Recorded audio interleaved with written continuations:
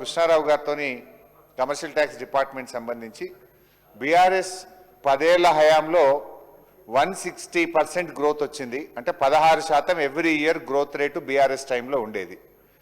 But last time 2024-25లో కొత్తగా కాంగ్రెస్ ప్రభుత్వం వచ్చిన తర్వాత 6% గ్రోత్ వచ్చింది.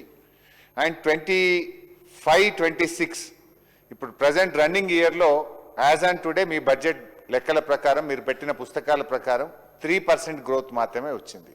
ఎందుకు రాష్ట్రం యొక్క గ్రోత్ రేట్ పడిపోతూ ఉంది? మళ్ళీ మీరు నెక్స్ట్ ఇయర్కు 84,479 కోట్లు పెట్టుకున్నారు. ఒకవైపు కేంద్ర ప్రభుత్వం జీఎస్టీ ట్యాక్స్ రిడక్షన్ చేసింది. ట్యాక్స్ రిడక్షన్ వల్ల ఫర్దర్ మన ట్యాక్సేషన్ తగ్గుతుంది, రాష్ట్రం యొక్క ఆదాయం కొంత తగ్గుముఖం పట్టేటువంటి అవకాశం ఉంది అంటున్నారు.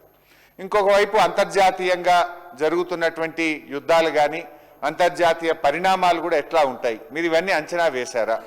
మరి గత బీఆర్ఎస్ ప్రభుత్వ హయాంలో 16% గ్రోత్ రేటు ఉంటే ఈ ప్రభుత్వం వచ్చిన తర్వాత మొదటి సంవత్సరం 6% గ్రోత్ రేటు, రెండవ సంవత్సరం 3% గ్రోత్ రేటుకు తగ్గుముఖం పట్టింది. మళ్ళీ నెక్స్ట్ ఇయర్కు మీరు ఇంకా చాలా ఎక్కువ పెట్టుకున్నారు. ఇది ఎట్లా రీచ్ అవుతారో దయచేసి మంత్రి గారు తన సమాధానంలో చెప్పాలని చెప్పి కోరుతా ఉన్నాం అధ్యక్ష.